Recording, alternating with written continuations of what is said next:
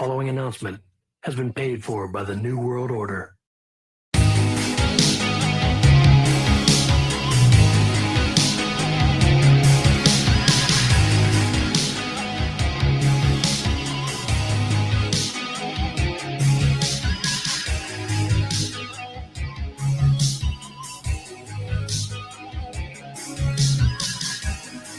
Take 3 Wrestling Podcast. It is Thursday, May 18th. It is a little bit somber of a start. Joe will be with us in a moment. I'm always, as always, Fat Nash. Fluffy Hall is up in the upper left half side. Hey, yo. Hey, yo. Vincent in the upper right-hand corner. Hey, yo. I'm just joking. He would say something stupid like that. Yeah. Like I said, Joe will be with us in a moment. So we started with the 10 bells. Obviously, we lost the Hall of Famer, superstar Billy Graham, yesterday evening. Like 8:30, 9 o'clock ish is when the tweet. Sometime during Dynamite, Ric Flair, I think, was the first to tweet it out. Yeah. I mean, at first, I had to open up Twitter because, at Ric Flair, at Ric Flair, at Nature Boy, at whatever his 37th handle is this week. Like, you don't know if it's fake or real sometimes, especially with Twitter with the, paying $8 for the check marks now and all that stuff. So, yeah. I mean, if it would have came from that handle, I would have definitely thought it was real. Yeah. Real, yeah. Confirmed. Yeah. Woo Wings just tweeted it. You damn right it is. 89 years old? Was that what I saw? 79. 79. Yeah. I got carried a one too far. Yeah. Math. Who maths? We tried that last week. Let's not go down that road again, please. Yeah. I guess before we get into the funness that is this normal Thursday escapades, I didn't have the real distinct pleasure of watching superstar Billy Graham all that much. Not a lot of film that I could go back on old Peacock and rewatch. Ernest, as someone who's been alive for about 365 years, this is accurate. Give us your favorite superstar Billy Graham match. I don't have a match really. I mean, again, when I got wrestling, he was already he had stopped being an active wrestler, but he was involved in the company at that point. He was a broadcaster. So my favorite memories of him are actually in the broadcast booth. And I remember SummerSlam '88, the very first SummerSlam, him saying "brother" over and over again. Come on, brother, like doing like the Hogan thing. And I thought I was like, whoa, what are you doing? But it was kind of cool, whatever. So, Jim, you got anything? Yeah, I mean, this is one of the guys that I mean is a legend in the industry, but it wasn't. I didn't watch him in real time. I know in his later years, there was a lot of conflict between he and the WWE and a lot of outspoken opinions. So, it's sad to see a legend pass away. And somebody that was a huge name in the business, but yeah, I don't have any real personal connection, to superstar Billy Graham. Yes, it's a person that you acknowledge. Yeah, you acknowledge, you understand the greatness and all that, and you see clips of him, and you see like one of the things I used to get confused by growing up was like, is that Hogan? No, that's not Hogan. That's because they had the same Fu Manchu beard, mustache, and all that, and so I was like, is that Hogan? Is that Graham? Like, but Yeah. If you guys go back and listen to this week's episode of 3CT, Tim shot some fires. I saw that. I was like, was it 5 years ago? When you guys talked about superstar Billy Graham, he shot some fires. About Hulk Hogan, you're next. Basically, like ripping off Dusty Rhodes, and then Hulk Hogan, you're next. Hogan on the clock, yeah. Put Hogan on the clock next. I mean, dick. Shots fired. Jeez. Well, I mean, I think Ric Flair has somewhat proven himself to be the Keith Richards of the wrestling world. So, Ric Flair is the life version of Terry Funk retirement tours. He goes on about 37 of them. You think it's over, and then all of a sudden he does another one. He survived a plane crash, and then has kicked out from death how many times in the last decade? Like it's. Buddy, you know the whole Blue Chew commercial. It's a hot tag for your penis. Ric Flair's insurance is like a hot tag for his heart. Like Jesus Christ. There's 9 lives and there's Ric Flair. Yeah. The cat has 9 lives. Like, Ric Flair has 10. Yeah. And I mean there has been mixed reports over and I'm not sitting here saying what Tim said, but there has been reports over the last 6 months to a year that Hogan's health has been at the very least up and down at times. Look, he did a lot of steroids and he beat his body up and he got drugs in his time, and the dude's not getting any younger. I mean, I know like there's been pictures of him recently. He looks fairly healthy out at. And reportedly, he's a Scientologist now or something. Oh God! So, well, they're saying that like he has a hard time walking now. All the surgeries on his hip and shit. Bionic back. Yeah. At this point, leg drops and shit. Yeah, I was to say you do 18 million leg drops over the course of a couple of years. Yeah, your hips are gonna be fucked. For real. Yeah, it's. I mean, you acknowledge the passing of a legend, but there's no real connection there for me.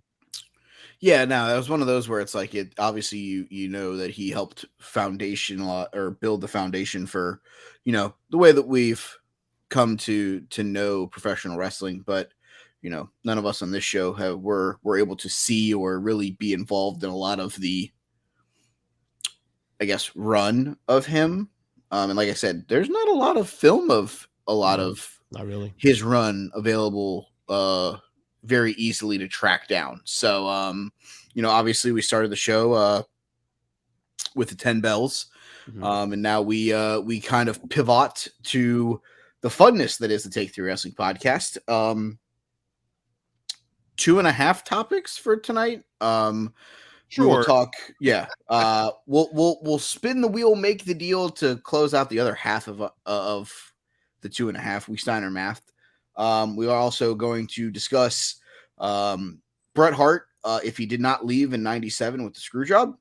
But we will start with my topic this week, and that is the news coming from Turner Media of AEW Collision and the things that were announced at the launch party event thing that they did Wednesday afternoon prior to AEW Dynamite.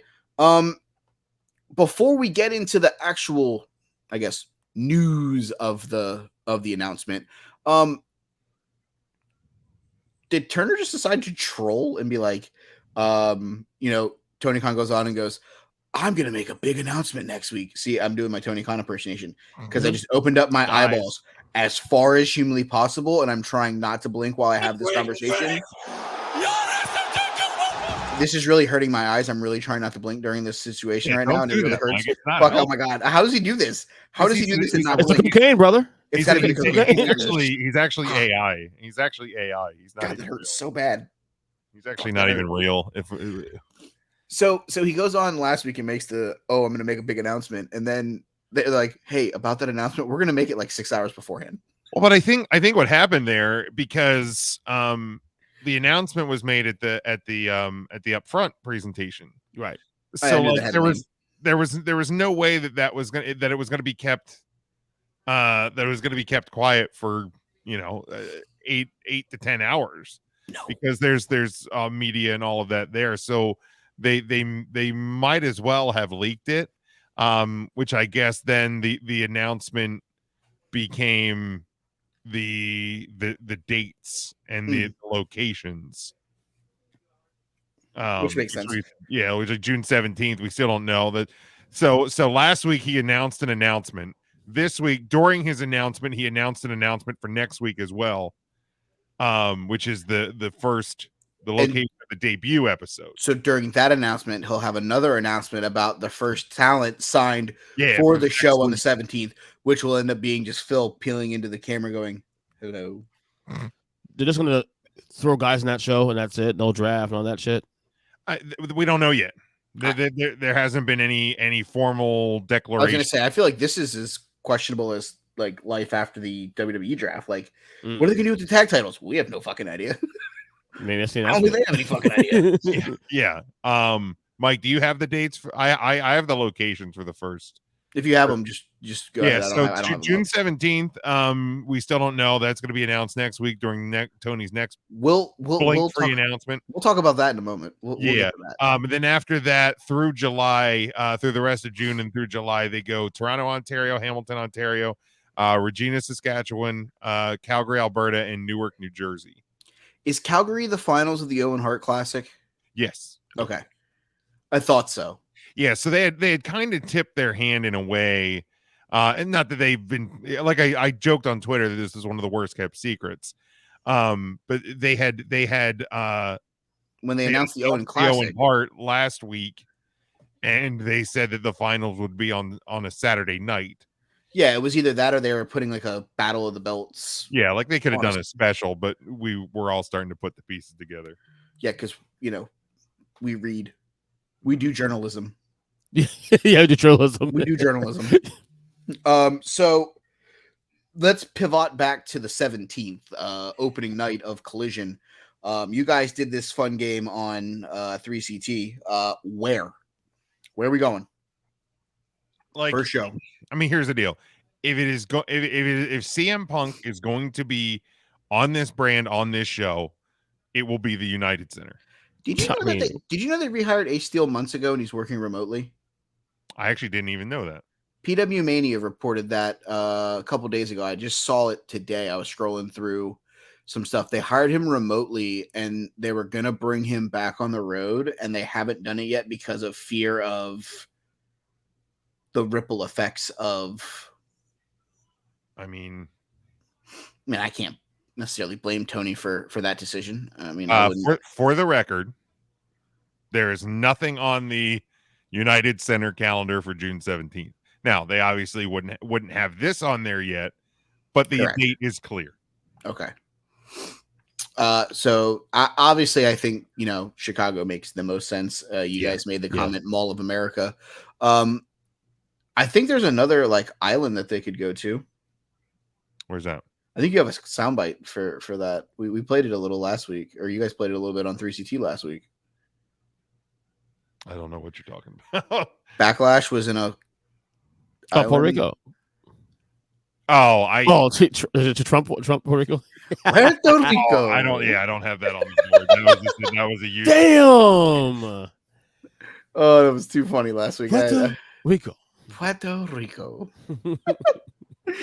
Oh, it was too good. I can tell you this: it won't be Madison Square Garden. That was one of the places we were hypothesizing. No chance. Because there is there's shows there's a concert at Square Garden there. Yeah, no, there's a concert there.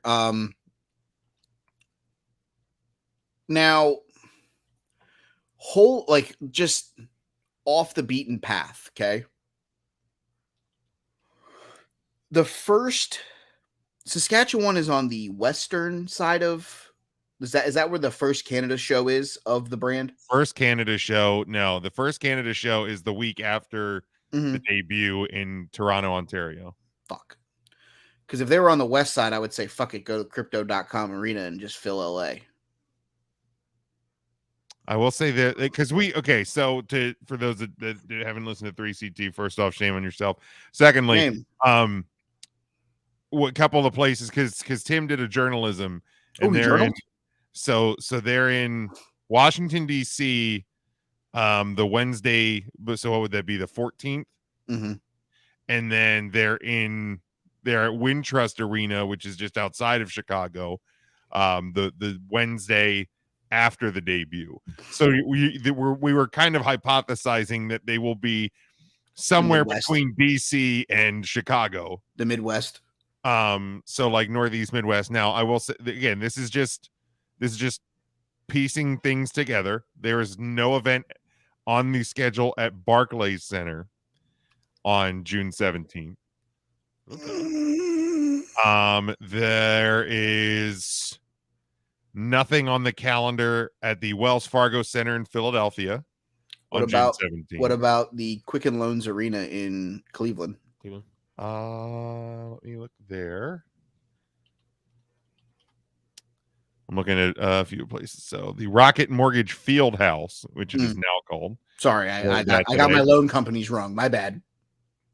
There might actually be some validity to this one, Mike, because there is nothing at the Rocket Mortgage Field House on June 17th, and on Monday, June the 19th, WWE Raw. Oh, well, sorry.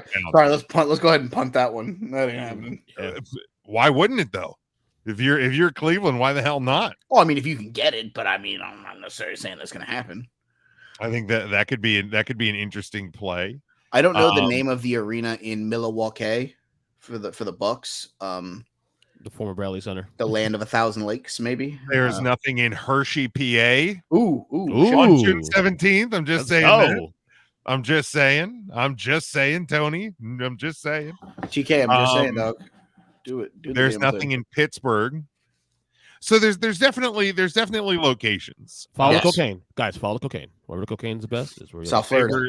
They were just in Detroit, so I don't think they're going to go back to Detroit right away. So yeah, there's potential cities, and I mean all of those: Brooklyn, Hershey, Philly, Pittsburgh, Cleveland. All of those are good wrestling cities. So they, any of those options historically would be fine. But I really do. If CM Punk is going to be a part of this show on night one, to me the United Center is the answer. To me, it really that's the way to make your biggest debut. I did love Tim's idea of Mall of America though, because you've already copied Monday Nitro's logo, so you might as well go back to where Nitro started. It would be cool as shit. Exactly. What channel is the hockey game on? It's TNT. Sorry, ESPN's on the Eastern Conference Finals for the NBA. So, but yeah, but EJ, to your point, like with the brand split, roster splits, all of that, they haven't made any sort of announcement on that yet. And maybe that could be announced next week. Who knows? Maybe it could be part of the announcement. But here's the thing too.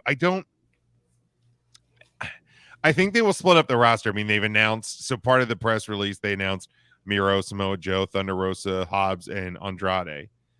Does that mean that Samoa Joe's dropping the fucking Ring of Honor TV title?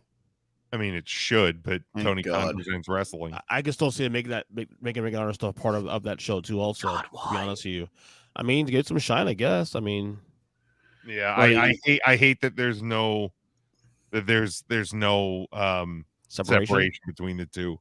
Now, yeah, like I need some separation. Like if you want to have like a couple wrestlers wrestle on both shows, like fine, but like I don't need Samoa Joe defending the Ring of Honor TV title. I don't like Katsuya Shibata has not been on an episode of fucking AEW. Perfect. Love it. Yeah. Don't need him.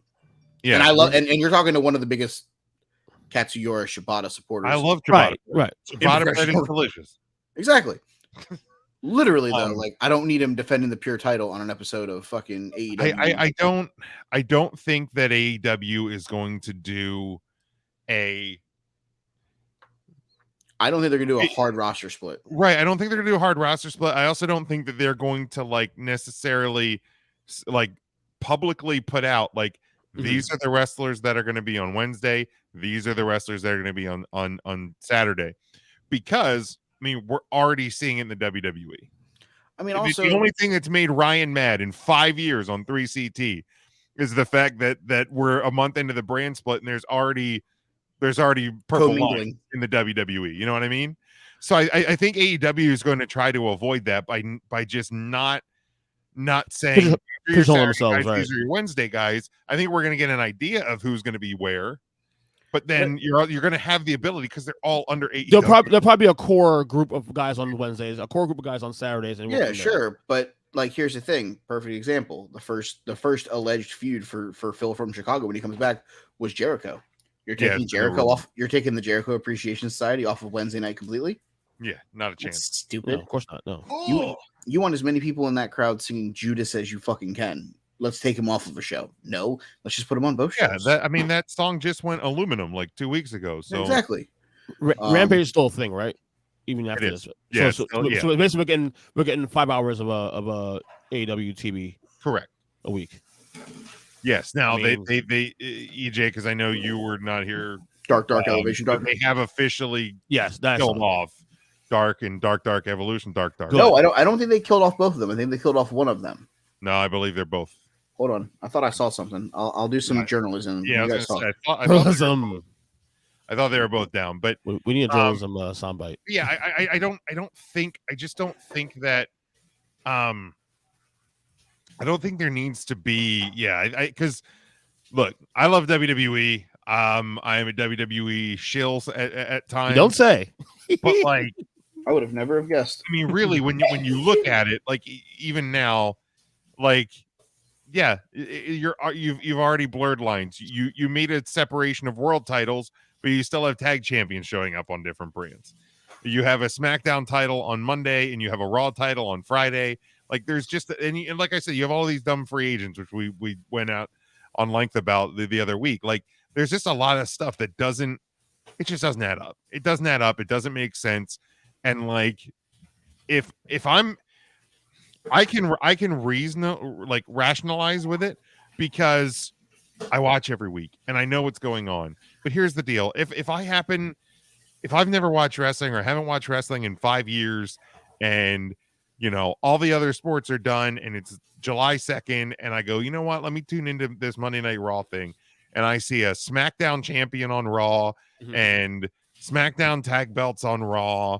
And guys showing up on both brands, but they tell me both brands are different. If they don't like explain to me why this is the way it is, it doesn't make sense. And it just there just seems to be some convoluted there. So I think AEW can avoid that by just not isolating guys to one roster or the other. Okay, so it does look like they quietly announced that they are moving on from it, at least as of for now. Yeah, that's what I thought I had read. That they're not opposed to doing it again in the future, but for right now, they're focusing their energy to their TV. And they don't need YouTube anymore with them having this new deal now, the new TV show, and then we're hearing about the streaming rights also on Max, the new HBO Max. Once next week is a thing, next Tuesday. They'll have a larger platform to put their stuff out and content and whatnot, so they don't need YouTube anymore at this point, other than this extra shit. So let's see. The Jamie Hayter injury. Was that during the match yesterday? No, she was pulled before. Okay. So she might be banged up, so that's why they pulled her from this, so that they were good. Did we get any clarity on matches for the because there is a preview coming another week or so, and there was only 2 matches confirmed, I think, last week. Wardlow versus Christian in a ladder match. Okay. Because that's what we need, 45-year-old Christian in a fucking ladder match. Let's go. Not kidding. Why is it a fucking ladder? What are we doing? Because we need to watch another part of our childhood crack his fucking cranium off. Yeah, so the card's starting to form. We'll talk about that on next week's episode, right? Is that the go? Is our episode next Thursday the go home? It is. I also won't be here next week. Yep. Oh, that's right. So we got to do 2 previews then next week. We have the Pillars 4-way. MJF, Sammy, Jungle Boy, Darby Allin. Yep. Saturday and Sunday, buddy. Fuck. There's also an NXT show Sunday night, by the way. Are you serious? Mm-hmm. Cool. So all 3 of our topics are going to be previewing the fucking shows next week. Awesome. Love it. FTR versus Jarrett and Lethal for the tag titles. You already know the title for the next week's show. Previews 2. Wardlow versus Christian in the ladder match for the TNT title. I swear to God, if our title next week isn't previews 2 Electric Chair Boogaloo, I swear to God, someone's getting fired. I'm doing it. It's in. Somebody's getting fired. Cash it in, baby. It's in. Orange Cassidy versus 20 other superstars in a 21-man blackjack battle royal for the international title. So it's the Casino Battle Royale. Finally, get the title off of him. What's the twist in this one though? Nothing. He's going to be the 21st entry. He's going to get eliminated by whoever wins the fucking title. It is what it is. Okay. Why would a champion? Because he issued the challenge. Because he's a fighting champion, Jim. Did you not hear the promo? It's so dumb. It's so Jesus. Why would a challenge? Why would Cassidy, man? Whatever. Why would a champion go? Yeah, I'll take on 20 guys in a battle royal. Because literally this is what he did afterwards. Exactly. He doesn't give a fuck. Let's go. Jamie Hayter versus Toni Storm. Hayter's gonna hate for the women's world title, assuming she's healthy. Yeah. Then we have the Blackpool Combat Club taking on the Elite in the Anarchy in the Arena match, and then you have Jade Cargill versus Taya Valkyrie in the TBS Championship in the rematch of Who Gives a Shit. So every match. Well, I guess there's half the matches have a stipulation on them. So. Great. Fucking 7-hour show. Can't wait. Woof. More on that next week. But let's get back to Collision before we pivot away anymore. what is, I guess, Saturday nights? What is it? 6:05. It is a 8 to 10 show. Yeah. What is, I guess, what's the ceiling then in your guys' mind for, like, what's what do you think it maxes out at? What do you think is a acceptable floor? Because Saturday from 8 to 10, I feel that's a rough time slot. Because let's peel the layers back here. Come fall time, you're going to be going up against ABC game of the week most of the time. Potentially NBC, the Notre Dame game if they play late.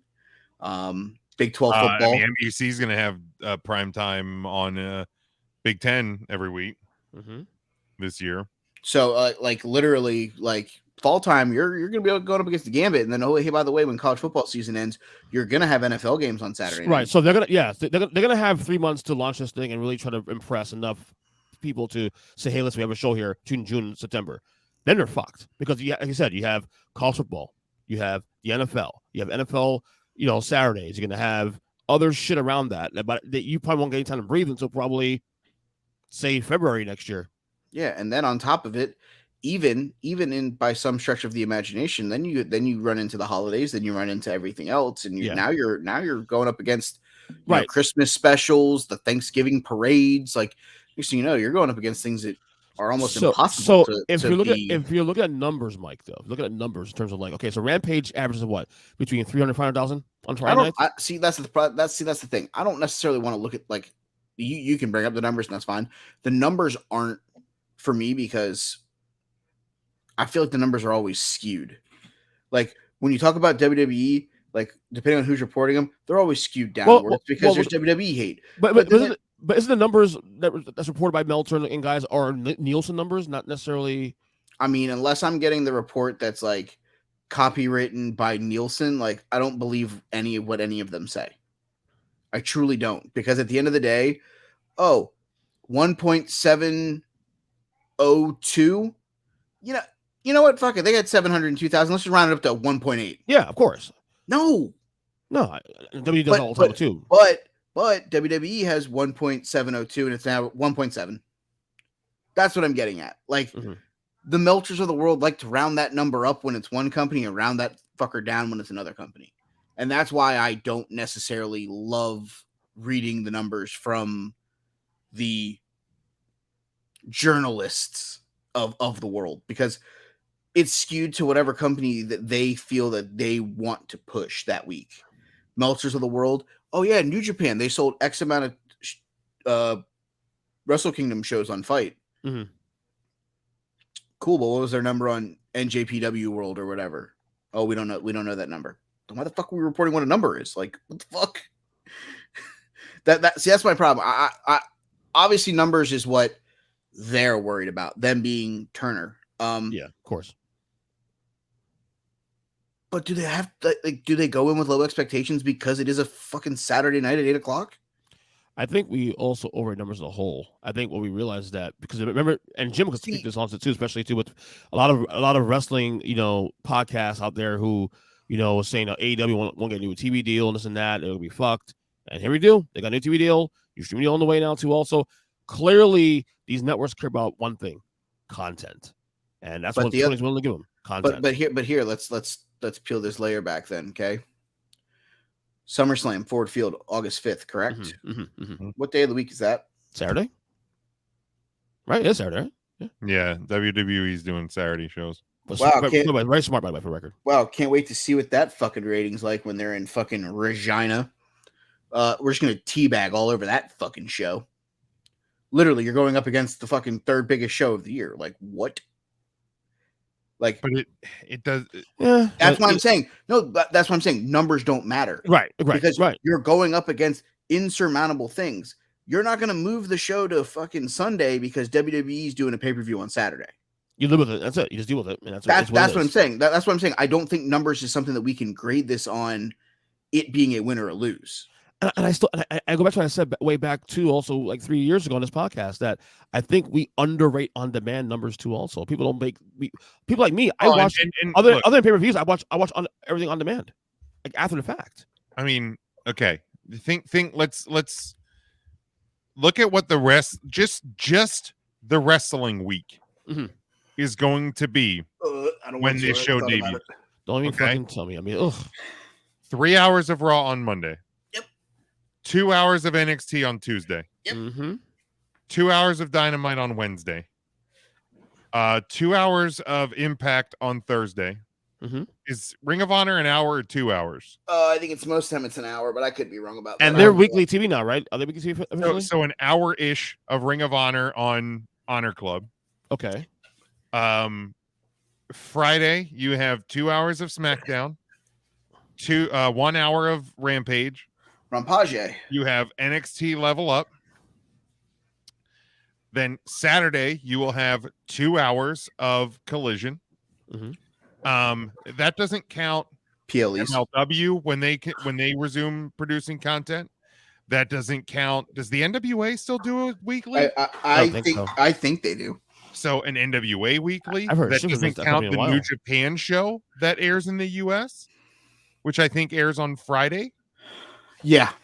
Then that doesn't count like tomorrow night, when the 3 Count Boys are going to an independent wrestling show. That doesn't count anything that you can get independent wrestling streaming on Premier Streaming Network, Fight TV, independentwrestling.tv. That doesn't count weekends like next weekend where you get WWE Night of Champions, AEW Double or Nothing, NXT, whatever the fuck their pay-per-view is called. Battleground.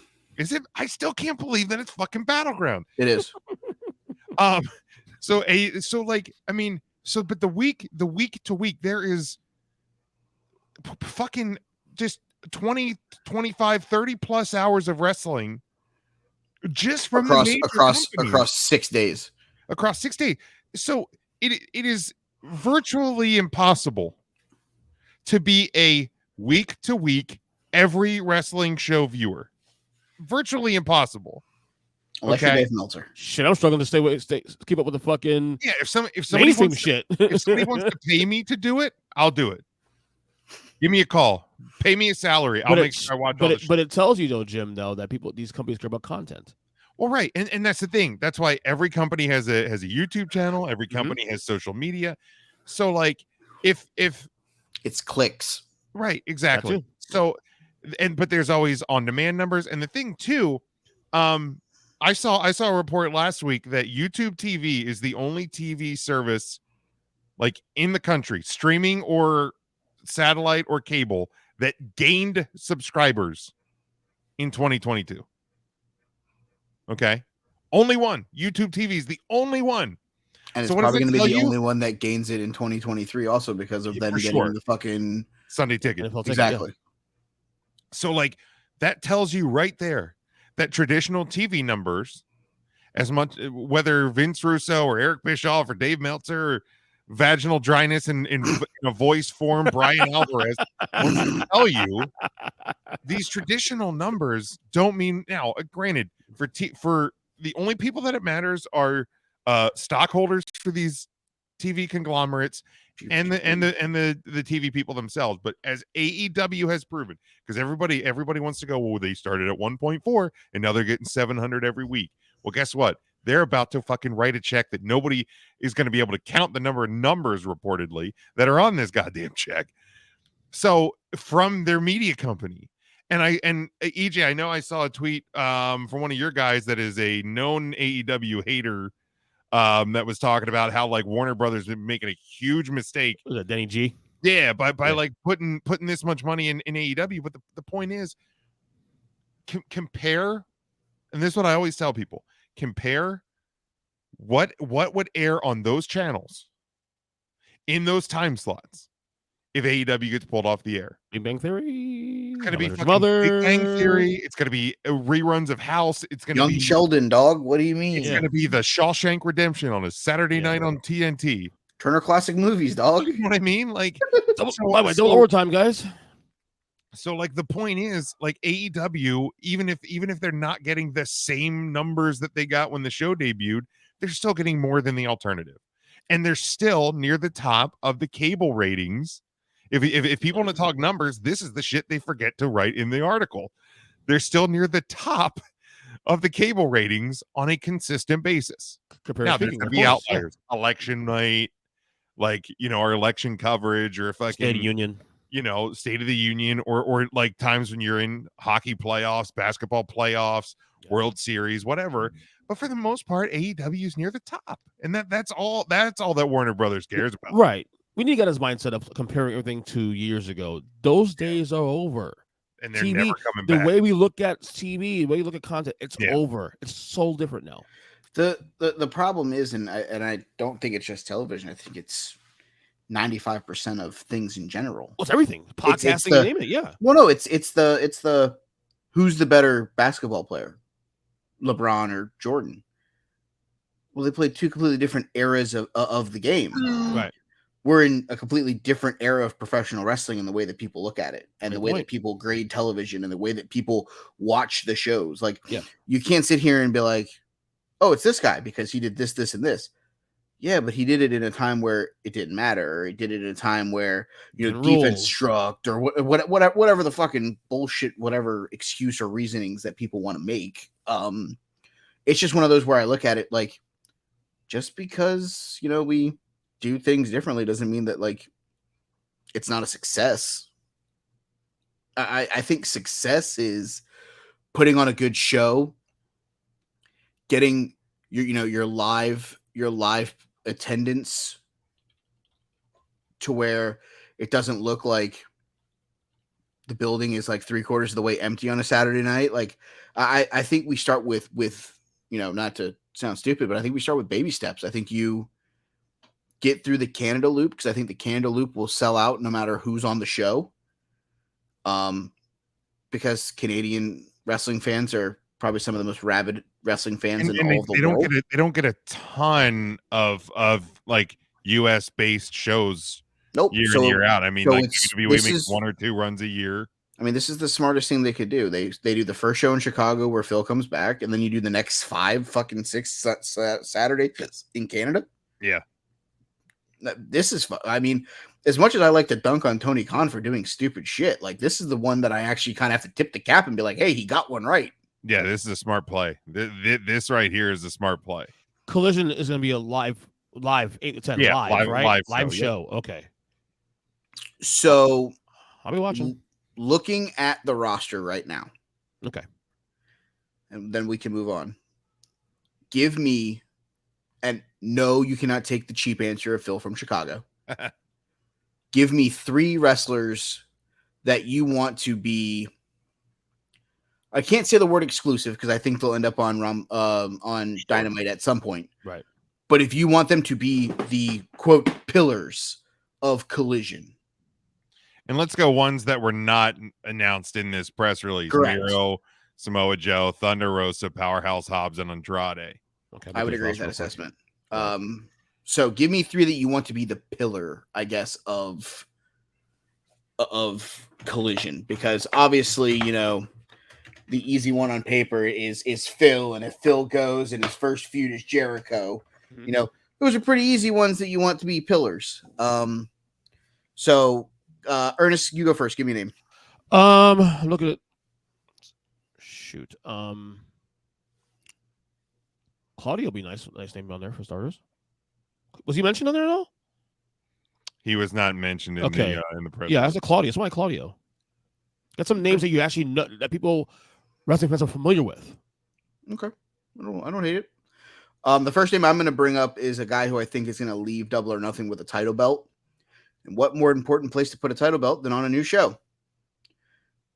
Who better to put in the middle of Canada than Canada's favorite son?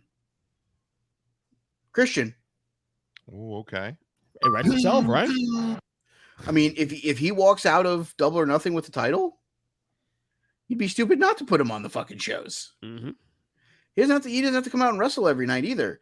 You let him wrestle in Toronto, you give him the next week off. You let him wrestle over here, you give him the next week. Like, just get him on the show. Have him do commentary. Have him do a promo. Somebody call him out for next week's show. I think that's just, like, again, a name that you know. Yep. Yeah. Stability. Yep. Jim?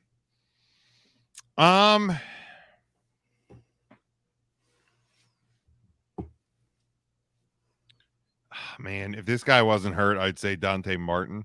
Mm. Good one. It's a good one. But His ankle is still randomly floating somewhere that it shouldn't be. Yep. Pretty much.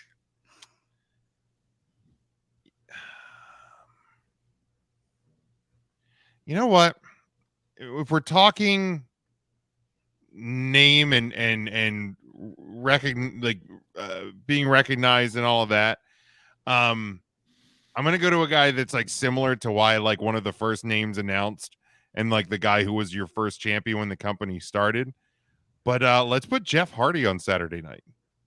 Oh, Jeff Harvey. He's back. He's in the game. Let's get him over there on Saturday night. That people love him, dude. Like, you know, let him showcase himself over there. Let him gyrate like he's having a seizure. That's right. Ernest? Look at the female roster real quick. I mean, obviously, Hayter's the world champion. Laura Jade. We will still say Britt Baker's still the most popular female on the roster still. Name value anyway. I would tend to I agree guess. with that. Yeah. So she'll probably be a dynamite staple. So throw Jay Cargill on there or something. The TBS champion defending the title on TNT. TNT. I mean, they've already been doing that anyway. Yeah. So I mean, the man that brought it here was garbage. I will go on a limb, and I'm going to take a tag team here. We hated the shit out of them, and then they had a really cool entrance whenever they lost the titles to FTR. Give me the old ass boys. Oh, fucking hell. Okay. I just you need those antagonist fucking pricks on the show. You need people to hate. And if you put Jeff and Matt Hardy on there, perfect fucking first feud for the tag team division. Fucking the Hardy Boys versus the Ass Boys. They're easy fucking people to hate. It's just it's one of those where it's like, yeah, you want all the people that you like on the show. You don't want to fucking watch people you don't like. But you need that person that just when you come on the TV, you just boo the shit out of them. And right. Like, insert Austin and Colton Gunn. There you go. I would put Nyla Rose over there. Okay. I like that one. You can reboot her? And kind of use this as an opportunity because now like she's away, like Vicky Guerrero's not in the company anymore. Mm-hmm. So like you can kind of get back to the idea of Nyla Rose just being like a world beater and let her go on like a dominant run over there. My next guy actually is kind of similar situation. I would, put Brian Cage there, kind of reboot him. I don't hate it. Last one for me. I don't necessarily know that I think that it's a reboot that this guy needs, but I feel like he just needs to kind of get away from where he is right now. It's Ethan Page. Okay. I like that. When he came into the company after the run at Impact, a lot of people, myself included, thought that it was going to lead to something bigger than what it's led to. And this alliance with Stokely Hathaway or whatever, with the Firm or whatever, and Big Bill, and now he's teaming with the Ass Boys in a 6-man tag match, I believe, at Double or Nothing at the buy-in or whatever. I'm at the notion where I think an Ethan Page reboot wouldn't be the worst thing for Ethan Page, because he is good enough on the mic to carry himself. He is good enough in ring to be a solid workhorse on that show. So, I like Ethan Page here. What day is the first episode again? 17th of June. Okay, so the Thursday before, we're probably gonna do a draft because we're gonna draft it because that's what we like. Good to do idea. Wait, aren't you on vacation that week too, Jim? Or I'll be gone that week as well. Okay, then we'll move to the week before, so Jim's here, so we can do teams too. We'll figure it out. Hell yeah, let's do it. Drafting. My last, well, not person, but people that I will move over is Adam Cole and the Baybase.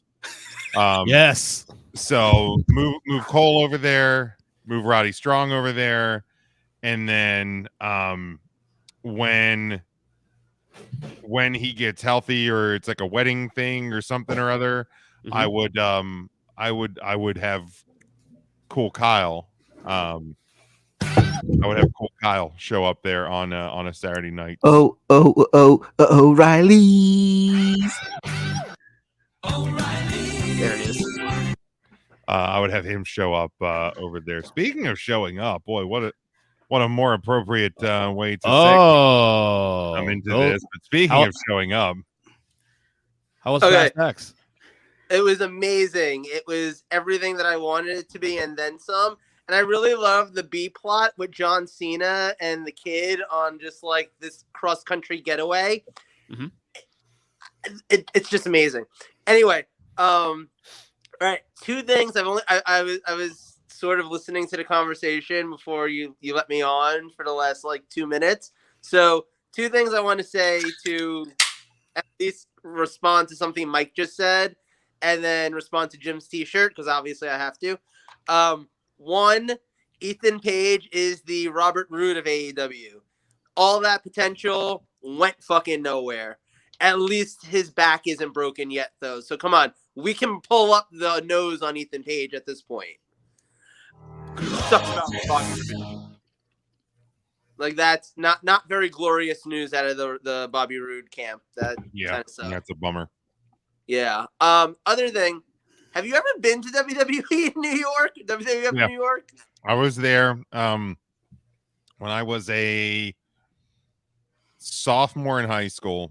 We took a field trip toward the NBC, my broadcasting club, journalism club. Yeah, you told me about that on the podcast. We took a field trip toward NBC Studios, and because my brother, Ryan, and I kind of spearheaded the idea to take the field trip. Our teacher let us pick where we wanted to go for lunch. So of course we picked WWF New York. Did you steal like a magazine there? Something you told me about? I did. I sure did. We went into like one of these like group conference rooms. Yeah. And we found a box of magazines, like WWF magazines, and I took one, and like it was like stuffed in our bag or whatever.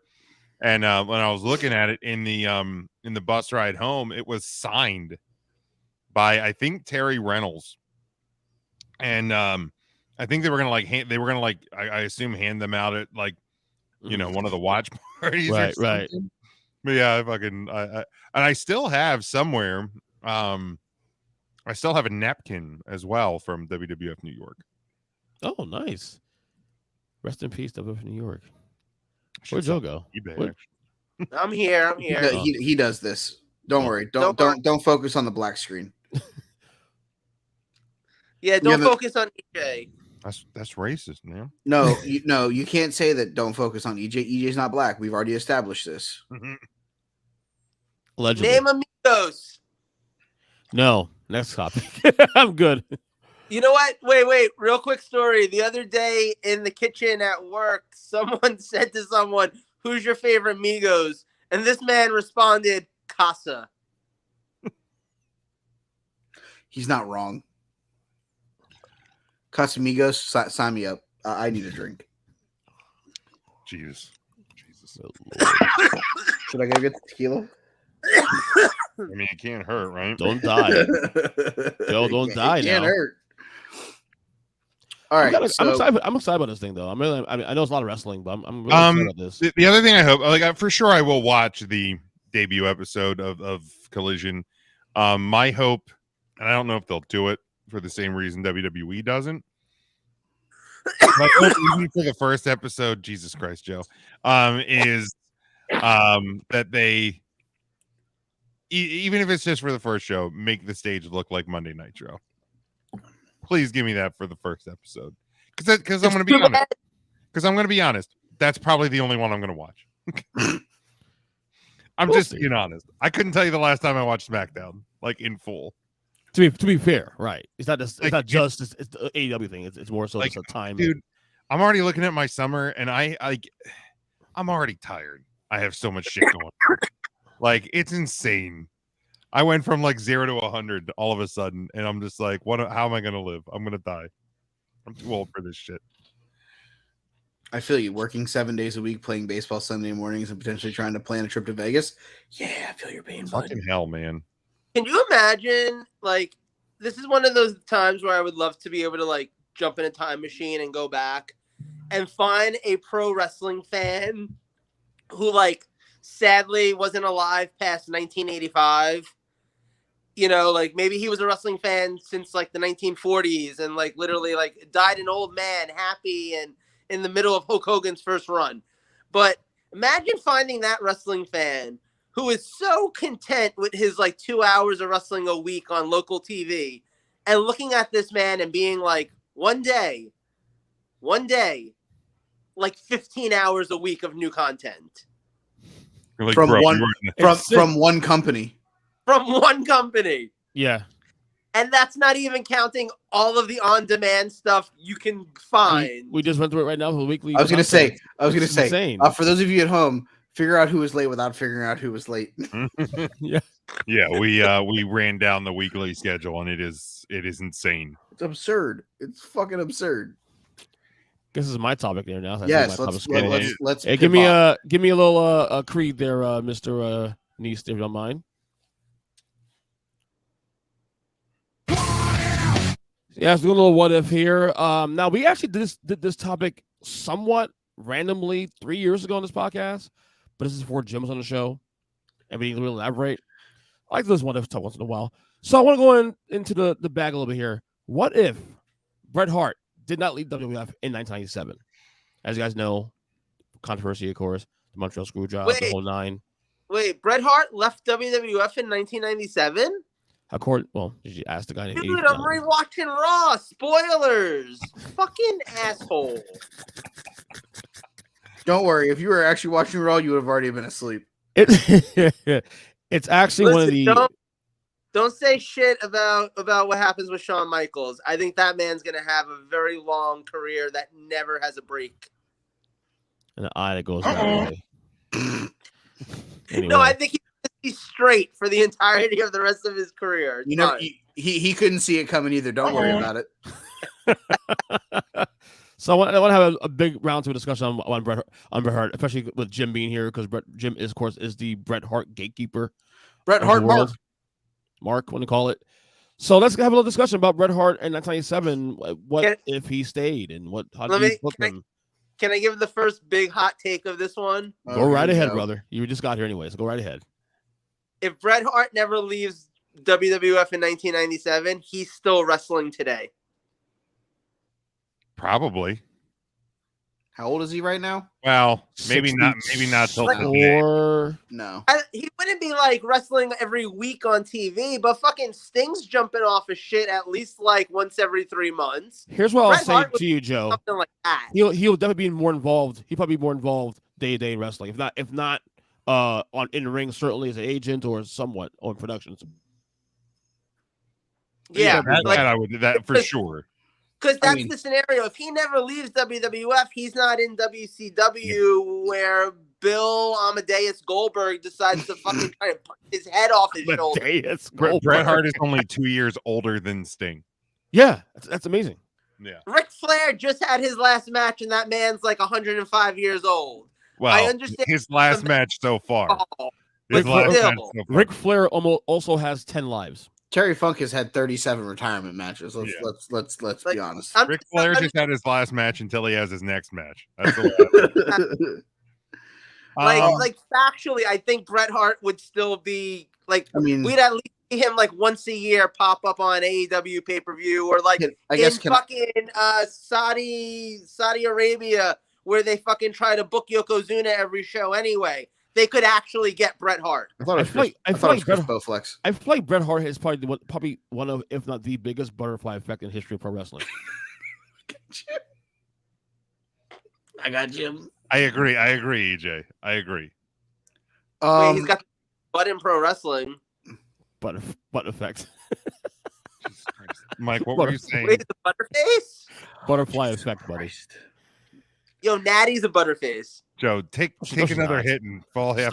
Go to another bong, please, bro. Leave Natty alone. We love Natty. I guess I'll be the one that does it. I guess I'll be the one that rips the course. fucking Band-Aid off this Naturally. bitch. Of course. If Bret doesn't leave, there is a Hart still wrestling right now. Correct. It's fucking Owen. No. Yeah. Owen's not still wrestling. Owen. He's not. Owen's He's still alive. He's still alive. but he's not wrestling. Okay, That's maybe. what But he meant, I think. Owen is still around. Yes. Owen. Owen may have a wrestling school where he can stay with his family. Maybe a wrestling school, or maybe he's doing something like, because there is like a Stampede wrestling. That's what I'm saying. He's doing Calgary. something where he's going to be around to help the next generation but in but some way. everybody that like knew Owen Hart was He- like, this he dude had a was on a window. short path towards retirement. He had a window, and once he got Yeah. to the money to get to that window, he was jumping. Yeah. So. Can I take us down the darkest timeline? Oh Boy. Will be the first time. Won't be the last. What if Bret were there and Owen's accident still had happened? That show Like stops. Bret might have literally murdered Vince that night and ended up in prison, and we might be having a whole different Bret Hart conversation. Yeah. I don't necessarily know that it goes that far, at least not that night, because I think that night would be more of him being. I think Bret would have been adamant that that show doesn't go on. Yeah. I think that 100% happens, but I think at that point Bret, I think, is in the ambulance with Owen going to the hospital. I don't. But I also kind of believe in the one of the things Bret has said in the years since is that, like, if he was still in WWF, like, Owen wouldn't have done the stunt.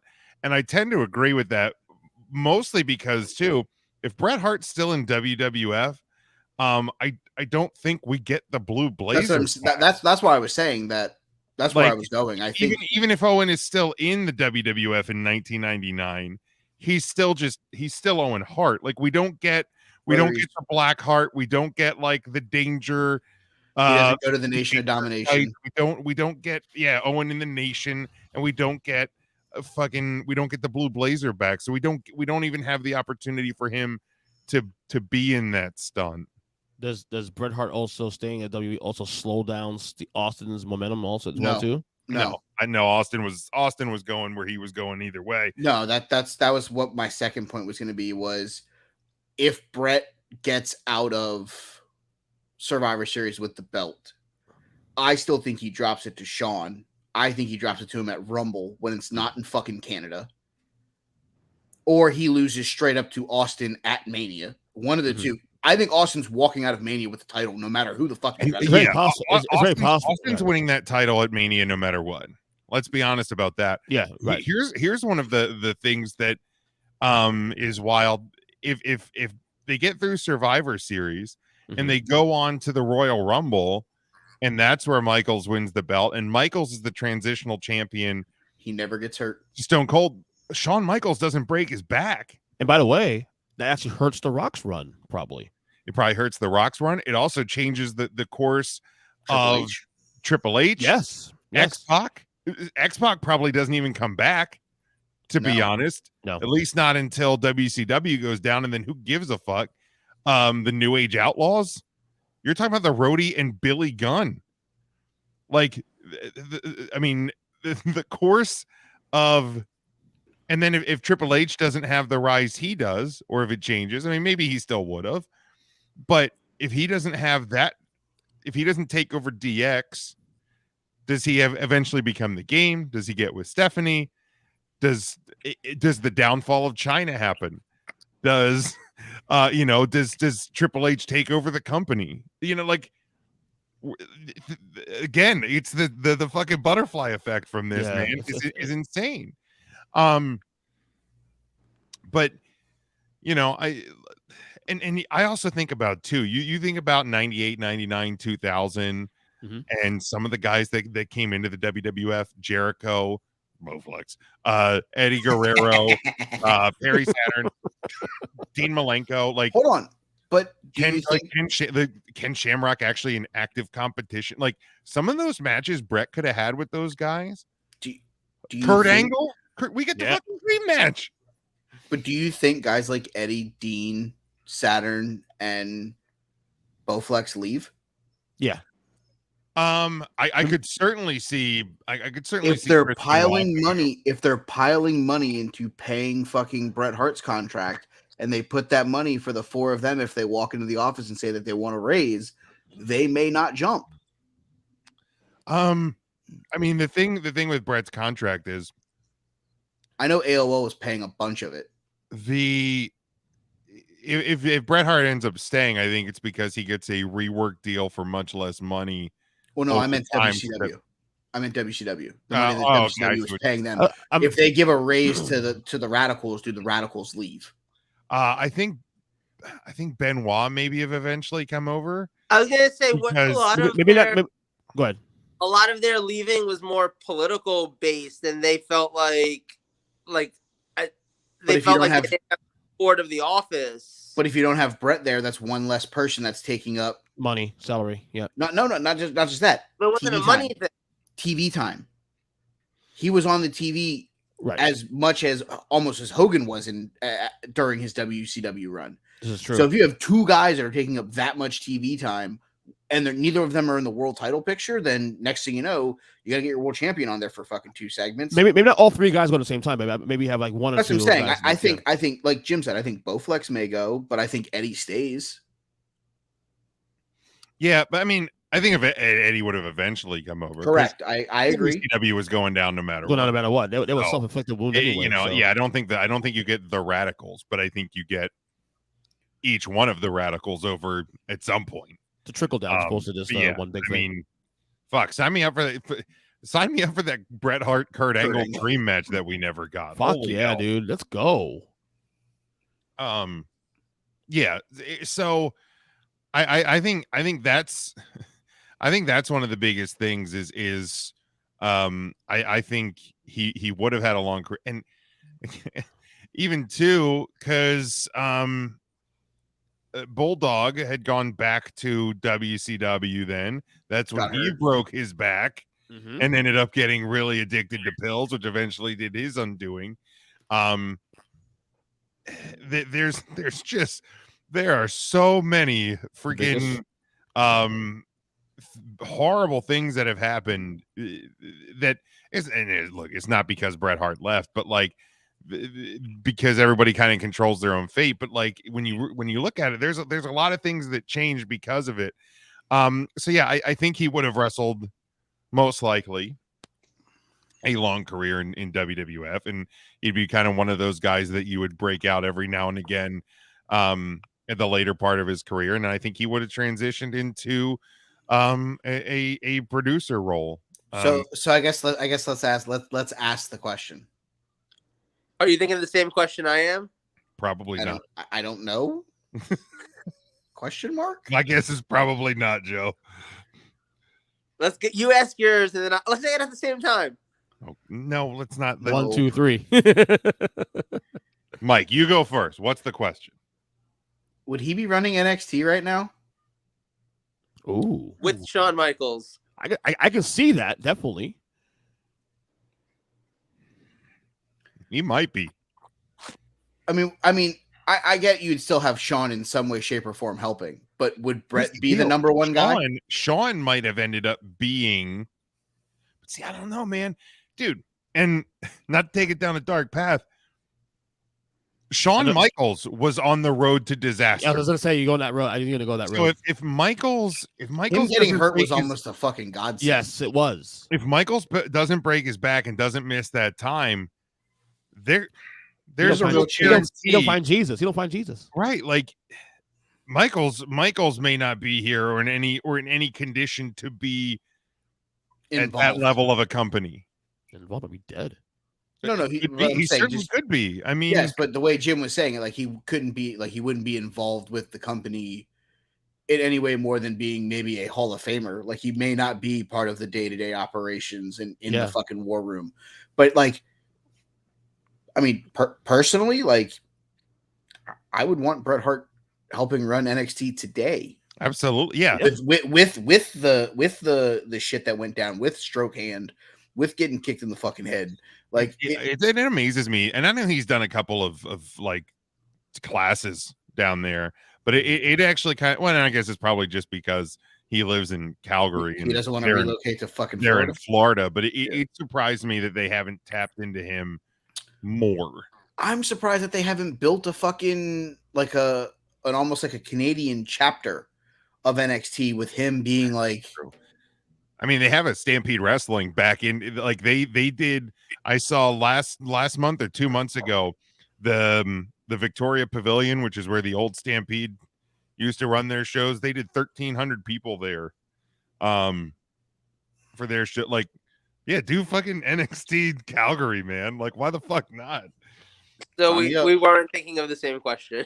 Thank God. What was yours? So what was your question, Joe? I'm dying to know now. When do you think, if Bret Hart was already retired at this point, when do you think he would have had his retirement match, and against whom? Yo, that's a really good question. Sean's the obvious answer, so I won't go there. I don't think Is it Sean's the I obvious don't think answer? Sean's a possibility at all. I mean, I'll tell you who I would have wanted it to be. Who? It would have been in New Orleans. It would have been at WrestleMania 30. It would have been against Kurt Angle. Yeah.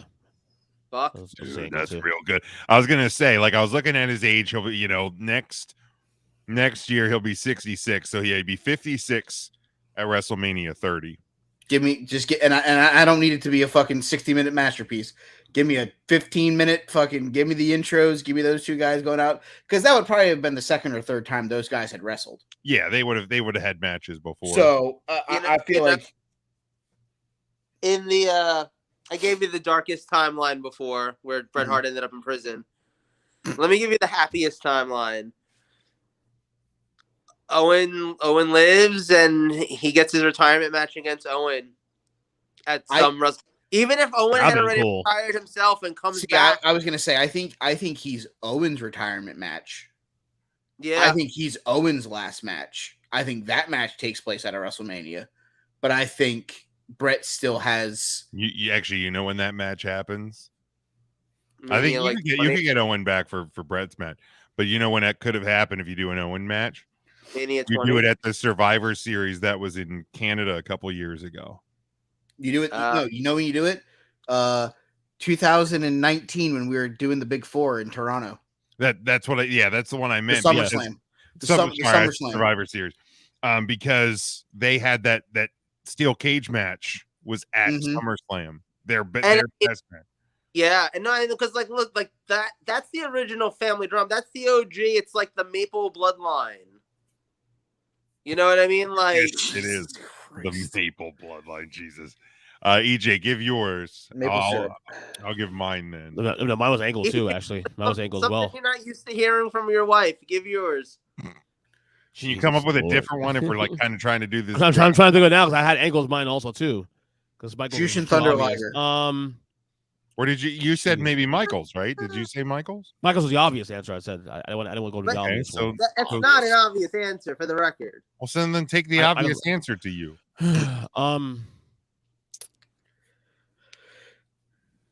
God. I think there's a more obvious answer than Sean that isn't Kurt Angle that if nobody picks, I would like to state.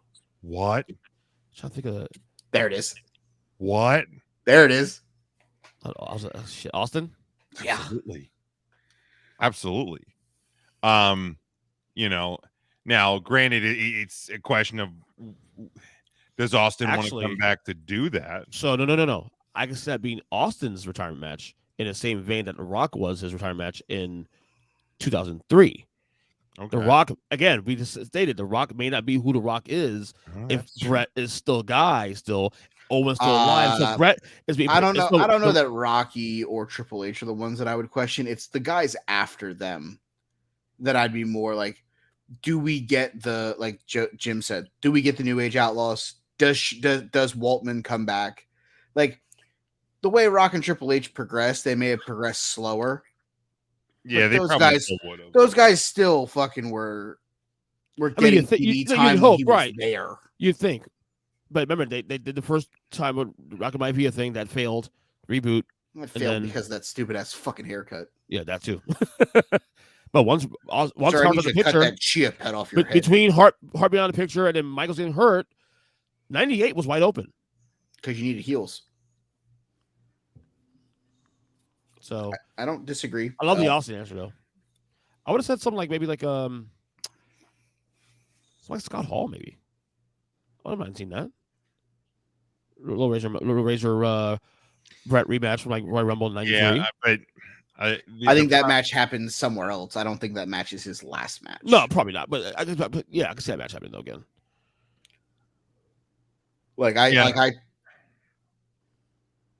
I'll go Austin. Yeah, Oh, I'll go Austin at WrestleMania 29 because New York was always big with Bret Hart. Angle's really the best one, to be honest with you. Do I even want to know what's happening? Nope. behind the curtain? No, you don't. Nope. Don't stare at the black screen. We've already had this conversation. Don't pay no attention to the man Look behind the look curtain. straight ahead. Straight ahead. Focus. So I guess looking at this, obviously we all agree that Austin was still getting the title after. Yeah. Is he beating Brett at Mania? Is he beating Shawn? Is he fighting a different transitional champion? So Brett was feuding the Patriot prior to the Michaels Montreal match. Mm-hmm. You can argue that at that point by September that while Brett was a champion, Austin was hot at that point. Taker Michaels was hot. That Brett was kind of secondary in a sense. So I don't know if you heat him up again by Mania 14. If so, I mean, a lot of questions there. I think it's either Brett or Michaels for the title. Michaels could have won the title at the next pay-per-view after Survivor Series or at the Rumble. Rock Bottom or whatever the fuck it was called. And then it would have been a 2-month title reign or 3-month title reign for Michaels, lose to Austin. At the next pay-per-view after that was D-Generation X in your house. Yeah, so literally Michaels could have won it there, and that was a throwaway. It was a throwaway. But my point is, it didn't have to be a throwaway. It's literally the DX pay-per-view. Right. That's where Michaels could have won. Right. True. It happened in Springfield, Massachusetts. So that could have very easily been your title win. But you could have also done Brett versus Austin version. What would that have been? The third time they would have went one-on-one? Yeah, on a pay-per-view, yes. That'd be the third time. And yeah, it would have time out of Mania. Yeah. Survivor Series first time, then was Mania, then it was So, and it was 1 year after the Brett turn and when Austin started to become that babyface run. So I think that caps off that 1 year long feud. I think there's no doubt they do at Mania because of the fact that Mania 13 was such a success because of that match alone. Yeah, that match still today is arguably a top 3 match in Mania history. It's a really God, it's so fucking good. So yeah, I'll actually say Austin loses or Austin beats Brett. Okay. Anything else on what if Bret Hart? I mean, what a fucking that's a fucking journey we just went on, man. Like that's the thing. We you go take a cold shower. Really is insane. So Jim, on my YouTube page, I clipped that us 3 did 3 years ago. It was only a 3-minute clip. I was like, you know what? It's more but I want to do a little more elaborate discussion on this now with you guys. I got one that we have an angle that we haven't looked at. Is it dark or is it light? Is it dark or is it light?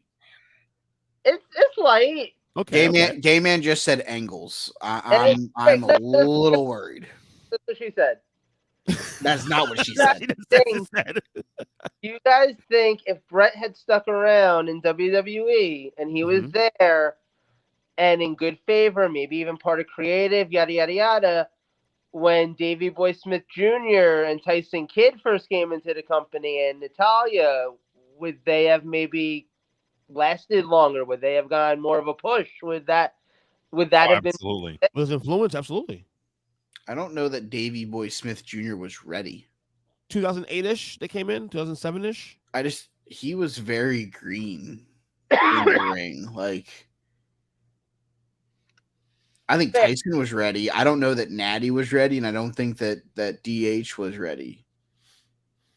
But I also think if Bret is there and more active, he's able to get them more Opportunity prepared for that chance. That's possible. It's very possible. I'm not going to also, I mean, here's the deal. I know he is a piece of shit, and he is a self-destructive piece of shit.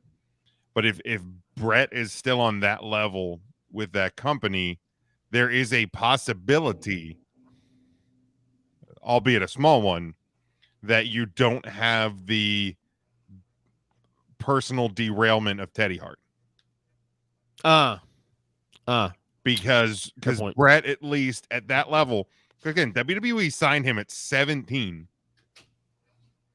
If Bret is kind of in that like Triple H, like Triple H later in his career, human being, right? Like if Triple H is in that, or is it Bret Hart's in that role towards the end of his career, he may be able to kind of help keep Teddy from making really poor decisions that eventually led to his complete derailment. Isn't there a documentary on him on Peacock?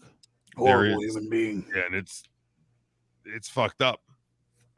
He is a terrible human being. Horrible human being.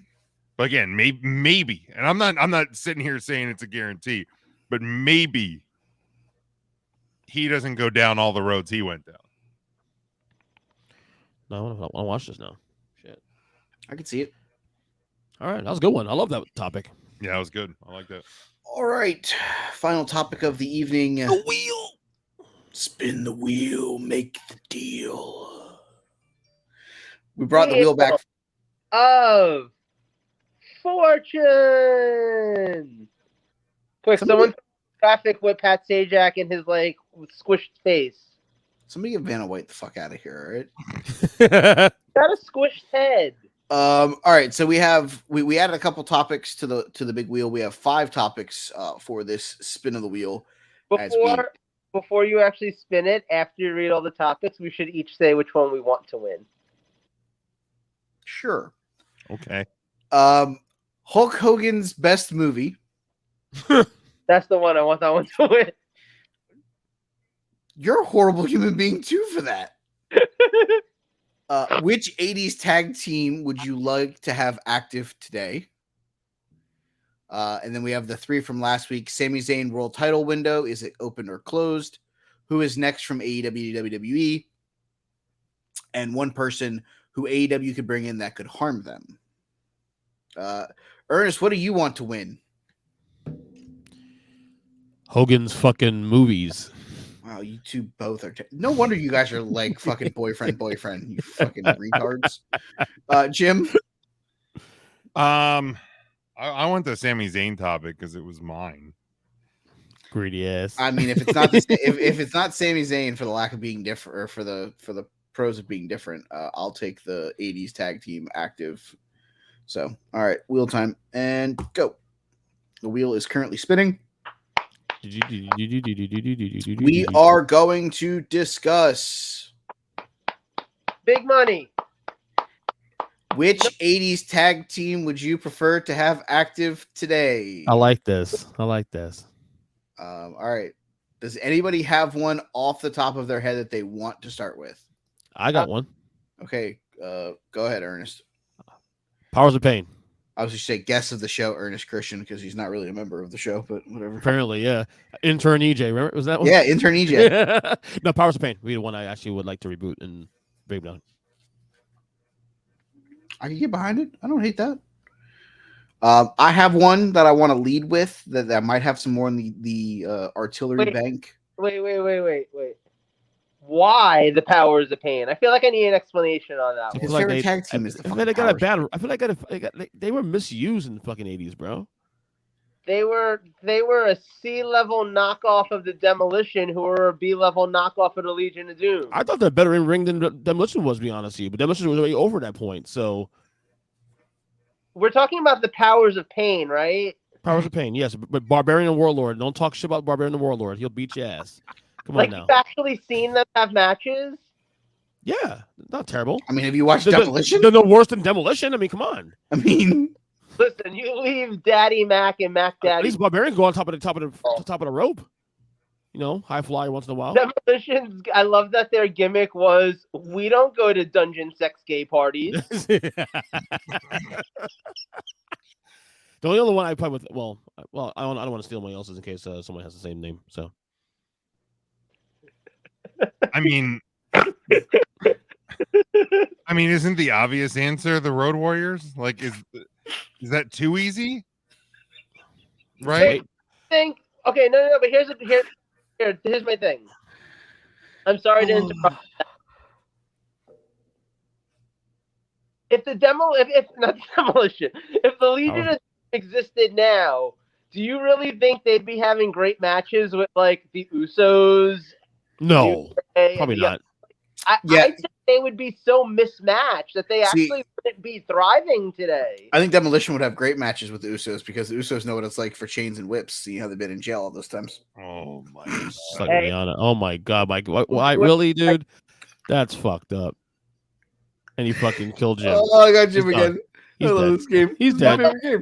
He's dead. Like Rockers make more sense because the Rockers would be out there having some fucking bangers with like the Young Bucks or Private Party or fucking like anybody, like the tag team wrestling has become so much more like what teams like the Rockers were doing than it is what teams like the Road Warriors were doing.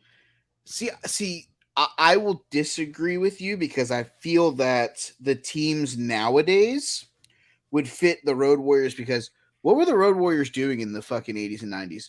Throwing guys that weren't supposed to be thrown around, like and coke. Yes, lots of coke. Of course. Well, we know that. But literally, they were like yeeting guys like Arn Anderson over their head for like belly to belly suplexes. Let them yeet Chad Gable. Jesus Christ! Literally, he be yeeting. Like they could have some good matches with some of the teams right now. Like, but it didn't work in the late 90s. Who that? The Road Warriors. They also didn't work that well in the late 90s because their bodies decided to break down. And they were fucking halfway interested anyway. Steroids and cocaine and alcohol. And remember Legion Doom 2000, whatever the hell it was? Like stroke and also doing the like DJ Z thing. The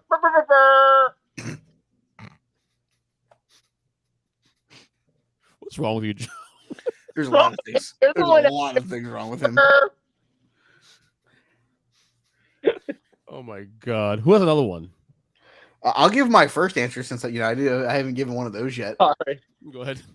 And this is totally because of kind of the same way that I looked at the Road Warriors, which is like throwing like fucking people around and fucking beating the shit out of the people that they should have.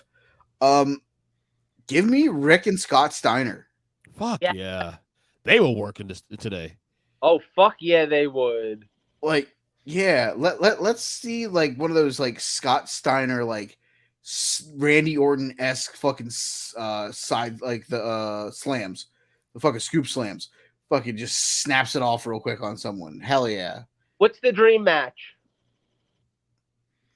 Everybody healthy? Yes, everybody healthy, and it's them from the 80s against someone today. See this is gonna get probably the negative feedback, but it's okay because I will wear this as a badge of honor. Mm-hmm. It's them versus American Alpha. Okay. It's them versus Gable and Jordan, and if it's not them, then it's them versus FTR. I was thinking. That's what I was thinking. FTR. I think those are the only two teams that I could really like the Usos. No. I'm FTR or I'm Gable and Jordan. Okay. Ready, willing, and Gable. So not Gable and Otis though. No. Okay. No Otis. Do you not like that team? I do, but I don't think Otis fits a style of match. It's not the most ideal. It's not the most ideal. Like you, if you tell me that Chad Gable can't have Jason Jordan, I would much rather see that match with his teammate being Shelton Benjamin. Yeah. Than Otis. I mean, if we're talking tag teams from the 80s that we're plucking in their prime and dropping them into today, Give me the fucking Hart Foundation versus the Usos. Yeah. Figures will pick the Harts though. Okay, or But the you're British. not wrong. You know what I mean? Like the Hart Foundation or the British Bulldogs. Like Yeah. both of That them. was my second one. No, no, give me Spectacular. Bloodline against the Bloodline. The head shrinkers versus the Usos. Yo. Hell yeah! Sign me the fuck up. Let's go. What about Doom? Would Doom fit in today's No, I think their problem was the in-ring work of Doom. Like once the walk to the ring with Woman was over, it just then the bell rang. Yeah. Like, and there's no offense to Ron Simmons. Damn. But his team, but Butch Reed was. I don't think Butch Reed. He was too like just robot stiff. But like that's what I'm saying. Like it's weird. Like they were both great wrestlers individually, but they like the team just did not work. Because I think they were too worried about the gimmick. Yeah. Like it was too much of these two guys coming out with hoods on their head and fucking being led to the ring by Woman. Like I just think it was too much. Like you let those guys not walk around like they're just did their 17th shoulder press of the day. And they're literally like they're able to like lower their shoulders past their neck and not have to walk around like this, like they're like the Hunchback of Notre Dame. Literally, I think that they would have been a fine tag team, but you have them walking around like their shoulders are scrunched into their neck. There's nothing good that can come out of that. Doom. So the another team, I guess, that I was thinking about, and this is because they had a run in both companies. Arn and Tully. I was going to say that earlier, but I feel like I feel like an Arn Anderson, Tully Blanchard versus FTR tag title match on any show when good tag team wrestling was the thing. Like I feel like that'd be a match. They might have been two same as teams. Like I think it might have not. Like it might. That's why I don't think the Rockers work per se as well as others do, because literally the Young Bucks and them are the exact same thing. Fair. No, that's valid. That's valid. Yeah. I'm trying to find some like obscure 80s, obscure team. Like how about the Rougeau brothers? I thought they were funny as fuck. The Bushwhackers. Oh Jesus. I mean, dude, Joe's favorite. Here's the thing, man. Like I know the Bushwhackers were, kind of they were obviously kind of a joke and a comedy act. But the Sheepherders were badass. Fucking Sheepherders were bad fucking asses, man. You pluck the Sheepherders out. They were bad asses. I think they'll be okay though. Bushwhackers will be okay today. He's fucking Mark. He's Mark. He's really he's intern fucking Mark. I swear to God, I've never seen both of them in the same room together. You'll never see that they're not the same fucking person. So help me God. We're gonna get to Mania next year, and we're gonna find out that they're the same person. No, we're gonna get to fucking WrestleMania, and them two are gonna interact the fucking goddamn Spider-Man meme where they just fucking point at each other like they're the same fucking person. Fucking Smokey's gonna throw himself into traffic. I'm telling you, he won't be able to take it. Given where like especially Triple H's with WB now, they're diving in heavily into like the sports entertainment stuff. Bushwhackers would have actually worked today. Maybe not the exact gimmick, but I feel like they could work with that. Yeah, like they could have. You could have kind of taken a little bit of the Sheepherders, a little bit of the Bushwhackers, and made a really good tag team. I'd agree with that. I think they could be a lot of fun. Trying to think if there's any other. Could be another spin. 80 other 80s tag teams that like jump off the page. I mean, you joked about the Rougeaus, but I think they're a solid team. They could have had some good matches. Especially with Jimmy Hart, man. Jimmy Hart's such a fucking great manager. Definitely the Bulldogs. Oh yeah, British Bulldogs. Oh yeah, Bulldogs and the Hart Foundation. I mean, they changed the tag team game. Yeah. In in the US and in North America. Oh, you know who else worked well too? Also, just in ring, Strike Force. Tito and Martel. Underrated. Yeah, I could agree with that. They were together long. That's why. Yeah. No, they were an underrated team for sure. What about? Okay, wait. I got one for you, and it's from believe it or not, a women's tag team. What about the Jumping Bomb Angels? Today, yeah, that will work. Actually, it would work. Today it'll work. Yes. Mike seems to disagree. I mean, put them on par with today's women's tag teams. I mean, What it's is not a far reach. he You think so, Mike? These are being very racist in his head. I can't tell which at the moment. Can't be racist. It's more sexist than I think anything else. Whatever you're thinking, it's Wong. Two Wongs don't make one white. There, we broke Jim again. Is that Jim? Goodbye, Jim. Enjoy vacation next week. Oh, Jesus Christ. It's not that I don't think that they could work. I just don't think they give a fuck about women's tag teams enough. It's valid. I truly think like they can have fine matches, but when you have Raquel Rodriguez and Liv Morgan as your women's tag team champions right now, and you're like, fuck it, they got nothing to do. Let's make them champs. I just don't think they care about women's tag teams enough. That might be valid. Are you guys done doing racisms? I wasn't doing any racisms. Are you guys done doing Sexisms. I wasn't being sexist. I just think that the WWE hates women's tag teams. Look, I'm not singling anybody out. I'm not singling anybody out. But is it safe to come back in? Like Yes. 6.5 Asian guys, so it's not racist. Jesus Christ, he's Steiner mathing again. No, one of the guys There it is. white and half Asian. So we had sex twice. So does that like Come on. all Asian?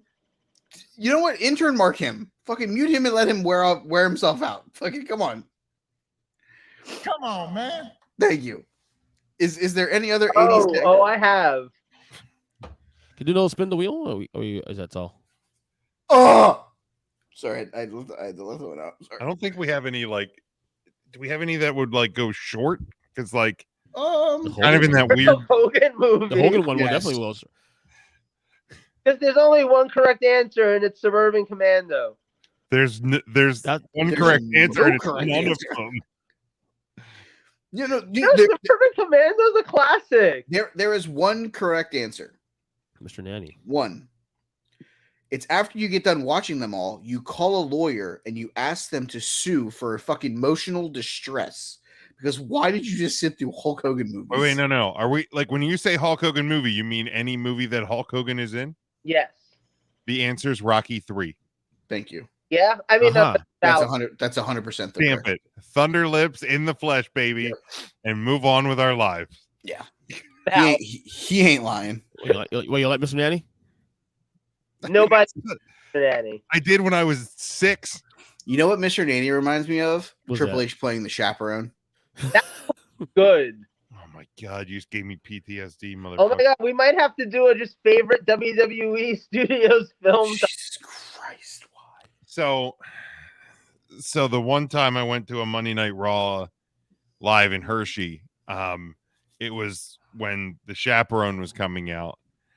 And you know, like the funny thing about all those like commercial breaks that they take during Monday Night Raw, whenever WWE Studios had a movie that was coming out, they would just play the trailer for that movie over and over and over and over. I bet I saw the trailer for the goddamn Chaperone about 60 times that night, and I never had any desire to see that movie. Over. Not fucking once. Had the reverse effect. I'm taking the. I don't want to see this movie now. Thank you. You know what? I know. You know what, just Same spite you, thing the next time with Knucklehead, the one with the big show Paul White. Two Not the movies Kn- I will never watch. Not the Knucklehead. The old, he's a Knucklehead. God, it's so bad. All right, are we doing wrestlers? of the Yeah, week? let's go to wrestlers of the week. All right, let's do that. Since I know that we'll still have to wait until July for Joe's April list. Oh shit, it's gonna yet? Still? Buddy, I haven't gotten April or May. Motherfucker. Are you surprised, EJ? Are you really surprised? He is because he's never here. Oh, that's true. Thank you. Speaking of never here, I guess I'm taking the first pick because fuck it, that's why. Roderick Strong. You're actually here. Yeah. Taking Roderick Strong. Fuck it. I don't care. Jim. I will take the SmackDown winner or the winner of the SmackDown bracket of the World Heavyweight Title Tournament, Lil Spoon, AJ Styles. Old Lil Spoon. Ernest, go ahead. I'll take this actually was a good match on Raw. Shinsuke Nakamura is winning against the Miz. Shin Splints Nakamura. Yeah. It's Shinsuke Toyota. Is that a racism? I feel No. like it might be racism. No, that's a real Toyota company in Japan. Joe, Yeah, I'll take your word for it. Well, thank you. since Ernest took AJ Styles, I'm going to take his counterpart from Raw this week. Jim definitely took AJ Styles. When did Jim? You're blacker than Ernest now. Are you high? Oh, who took AJ Styles? Jim took AJ. Ernest took Shinsuke Toyota. Yeah, okay, so what I was saying is, much like how Jim took Is AJ. this thing on? Hello? No, okay. Hello? I was going somewhere with this. I'm going to take AJ's counterpart from Raw this past week, a Mr. Colby Lopez. Your cousin? Yes. Kozan. All right. Hey, it's Franklin coming over to play. I'm going to take the new number one contender for the Intercontinental Champion, a.k.a. the guy who gets to get powerbombed through the ring at Night of Champions 2 Electric Chair Boogaloo, Mustafa Ali. Rip. Yeah, see you, bye. Jim? I will take a successful title defense of their WWE Women's Tag Team titles. They'll live, Rip, and Raquel Rodriguez. What is her injury, by the way? I have not seen a distinction on what she's just hurt. But literally, like the clip they showed, like on TikTok or something, of her getting like clotheslined by Sonya, and then like she like sits up, and it's like, oh, she got the wind knocked out of her, or whatever. It looks like the bell was like rung. It's like, oh, next stop, Concussionville. Like, or she sold it better than she's sold anything else in the last 6 months. Ernest, I wanted these guys actually beat the tag champs this week. Give me Finn Balor and Damian Priest.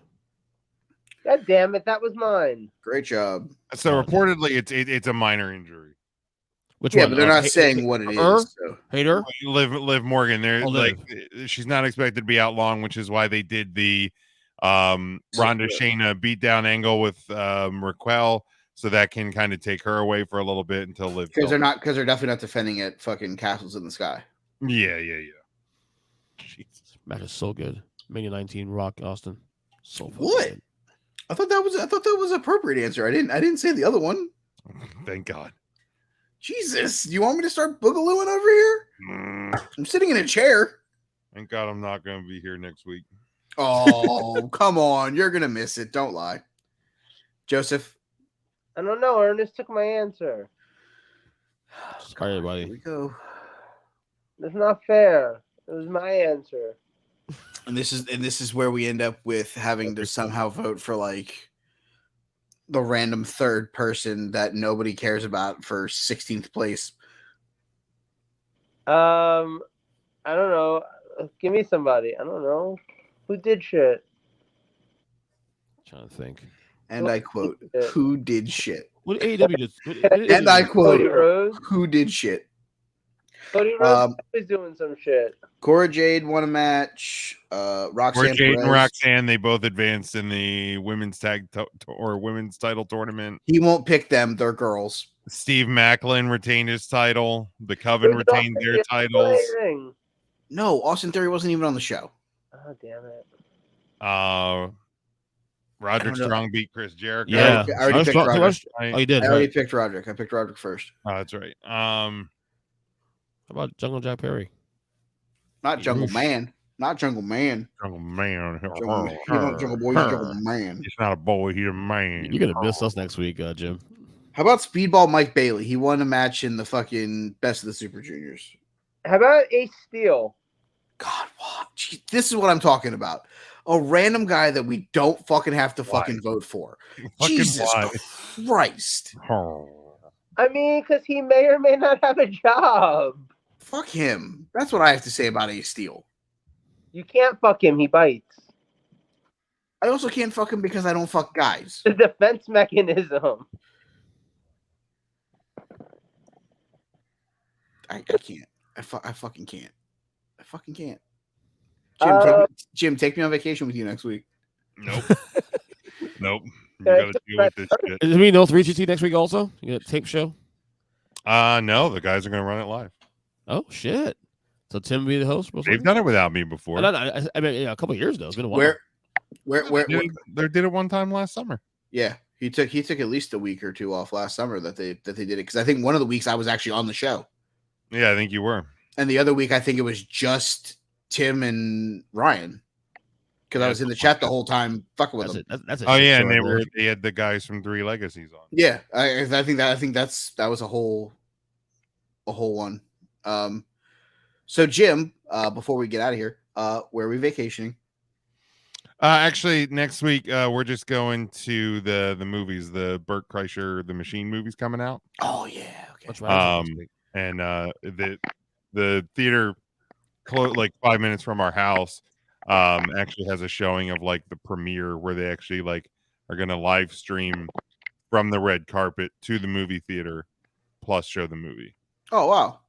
So yeah, we're pretty stoked about that. Oh yeah. Let's see. Is there anything else? Oh, I did see on the news side of things, Marshall and Kerry Von Erichs are free agents. Oh, okay. Marshall and Ross, and they're moving from Hawaii to Texas, potentially making themselves more available for bookings. Interesting. Saw that earlier this week. Thought that was a cool thing to talk about. Let's see if there's anything else before we wrap this bitch up. 3 overtimes. New title match confirmed for Night of Champions. Bianca Belair versus Asuka. Again. Okay. Let's go, Asuka. Let's see. Is there anything else before we get the fuck out of here? I could actually see them change that title in Saudi. The way I look at it is a champion of some sort has to lose their title. Yeah. It's not going to be the tag titles unless they announce that it's for one of them before the match. You're not putting the undisputed tag titles on Roman and Solo. No, they're not. But you can put the SmackDown ones on them and then have. Well, maybe that's going to be that'll be the ticket, because Roman and Solo are SmackDown guys. That's what I'm saying. Like if that's the case, like I get it, and then you can have Jimmy and Jay be pissed off and want to fight them for the titles, and you can have that match at Money in the Bank so that Roman doesn't have to defend the world title again. But he's on the show, so it's like cool. But I'm looking at like not the world champion. He's the universal champion. Galactic. He's the Galactic champion.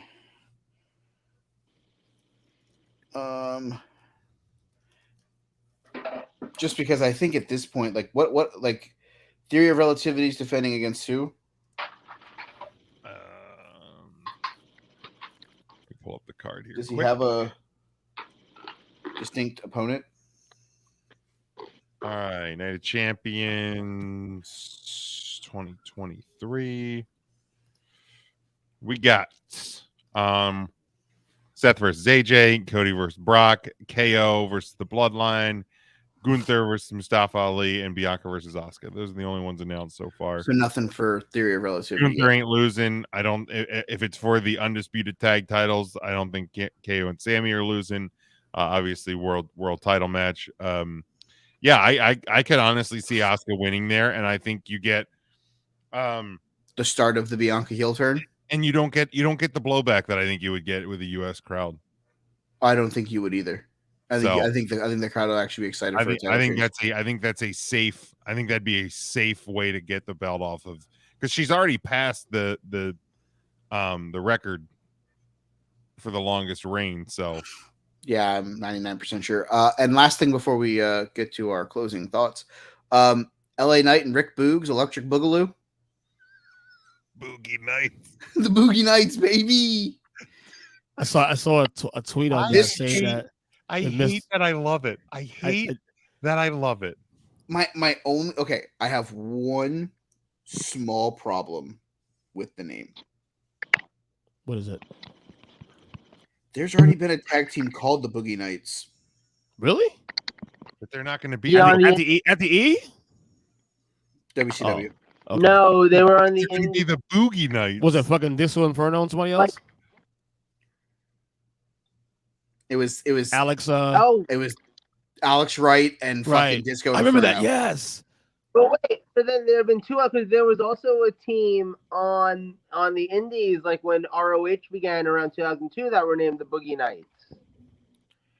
They dropped the ball though. They They said tag. Hunter shows. First off, the majority of the people who are watching WWE in 2023 don't even know who Alex Wright, and most of them probably don't even know who the Disco Inferno is. I mean, they do if they listen to podcasts. That's your MAGA. Much less Mike Tobin and Danny Drake, the Boogie Nights from Ring of Honor. See? I saw the best tweet ever today. If they had tagged up LA Knight in, no, if they tagged up Elias and Boogs, they've been called Rhythm and Boogs. I mean, Dude, there's so many potential things. that also works. It writes We're itself, in a tag team. motherfucker. Why didn't somebody come up with Rhythm and Boog? It's really fucking great. God damn it. I feel cheated. No, here's the deal. I feel like we need to make a topic where it's just like take Rick Boogs and another wrestler and come up with their tag team name. That's a good one. Like, Put it to the fucking. Put it to the wheel. We'll put it. I just want this to be a Put it to the short-term wheel. thing because I want LA Knight to be a huge single star on SmackDown, and I think that he will be. But they don't really have anything for him in the singles front right now. Why the fuck not give him a Boogie Nights run? I'm fucking here for it. If this is like him becoming a face to eventually take the U.S. title off of Theory, like I'm okay with it. Like you got to start it somewhere. 100%. You got to start it somewhere. As long as it's on TV and he matters, man. At some point they'll pull the trigger. The Boogie Nights. I can wait for that T-shirt to come on WWEshop.com. I'll buy it the first fucking day. LA Knight has to be the best mid-card guy in the company. The only thing is, depending on how bad that shirt is, I might buy one too. It will be terrible. So terrible you'll buy it. I mean, 100%. The Boogie Nights. Joe, you got anything before we get out of here? No. Dynamite dropping. I'll call you the best in the business for nothing. Just so good. If I did have something, would you really want to know? Actually, it's a great question. That's a great point. What I would say is I would want to know it as much as I want the two teams in the Eastern Conference Finals right now that are in the third overtime to play for the Stanley Cup, which is 0.0. I don't want either fucking of these teams playing for the fucking Stanley Cup. Fuck them both. It's goddamn stupid. Give me the Vegas Golden Knights to win. Let's go. Intern EJ. EJ Christian 7 on Twitter. Send all your hate tweets to @EJ Christian 7. Send them all there, all of them, every single last one of them. Wrestling podcast, all Celtics podcast catchers. Sick, you fucking Boston in 6. communist. And all my fucking Heat friends all pissed at me. Good, I'm glad you deserve it. Fuck them all. Asshole. Fuck them all. Anyway, go Heat, bitch. No Heat, bitch. You can't say that. You picked against them. Yeah, you don't get to say go Heat. Listen, Boston's the better team. Doesn't matter. So what? You die on the sword. Come on, man. Come on, Deontay Wilder. You die on the shield. Fuck's sake. At Big Jim Sports on Twitter. Hit the link tree there to get all the podcasts. I did drop a new Discussions with the Nobody this week. There was a new Huddle Up podcast that hit the airwaves this week. And obviously 3CT. The tonight's episode should be in your podcast feed. Had a fun one for Tuesday. Little spring cleaning. There's your cliffhanger for that one. So I think I know what it is. you can ask me off air and I'll confirm. Will do. Tonight. But yeah, take care. I'll see you guys in a couple weeks. All right, you can follow the show at Take3 Wrestling. You can follow me at They Call Me Burn. As Jim has said, he will be out on assignment next weekend. Next week, so it'll be the three of us. If can we Kreischer. Can we put together like a moving images of Jim and set it to No. like that song from when Sean lost his smile?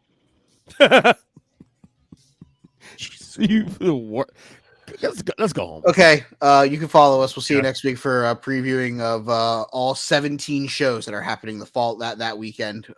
Until next week, for the guys here, I am Fat Nash. We will see you next week on the Take 3 Wrestling Podcast.